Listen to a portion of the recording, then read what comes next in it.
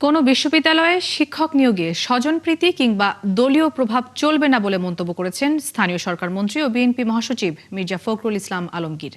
অন্যদিকে সরকারের বিরুদ্ধে একটি গোষ্ঠী নানামুখী চক্রান্ত করছে বলে সতর্ক করলেন প্রধানমন্ত্রীর উপদেষ্টা ও বিএনপির সিনিয়র যুগ্ম মহাসচিব রুহুল কবির রিজভী।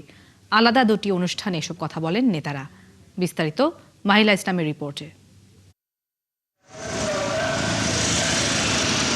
আগামীকাল বিএনপি প্রতিষ্ঠাতা শহীদ প্রেসিডেন্ট জিয়াউর রহমানের ৪৬তম শাহাদাত বার্ষিকী। এই উপলক্ষে নয়াপল্টনে বিএনপির কেন্দ্রীয় কার্যালয়ে সাংবাদিকদের সঙ্গে কথা বলেন দলের সিনিয়র যুগ্ম মহাসচিব রুহুল কবির রিজভী।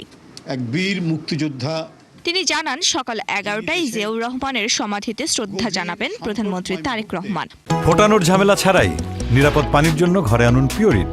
কল করুন 16627। পরে ঢাকার বিভিন্ন এলাকায় দুস্থদের মাঝে খাবার বিতরণ করবেন বিএনপি চেয়ারম্যান ও প্রধানমন্ত্রী তারেক রহমান। সকাল ১১টার সময় শহীদ রাষ্ট্রপতি জিয়াউর রহমানের মাজারে পুষ্পস্তবক অর্পণ এবং ফাতিহা পাঠ করা হবে। মাননীয় প্রধানমন্ত্রী মহানগর উত্তর এবং দক্ষিণের বেশ কয়েকটি স্পটে তিনি সেখানে বস্ত্র এবং শুকনো খাদ্য বিতরণ তাদের উদ্যোগে করবেন। সেখানে তিনি নিজে সেই বস্ত্র বিতরণের এবং খাদ্য বিতরণের কর্মসূচিতে অংশগ্রহণ করবেন।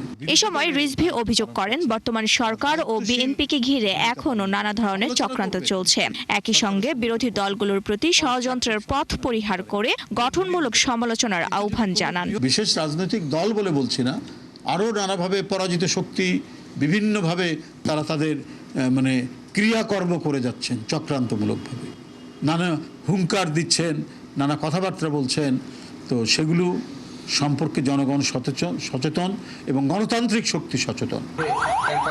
এদিকে ঠাকুরগাঁও বিশ্ববিদ্যালয়ের অস্থায়ী কার্যালয় উদ্বোধন শেষে স্থানীয় সরকার মন্ত্রী মির্জা ফখরুল ইসলাম আলমগীর বলেন, দলীয় পরিচয় বা স্বজনপ্রীতির ভিত্তিতে কোনো শিক্ষক নিয়োগ দেওয়া হবে না।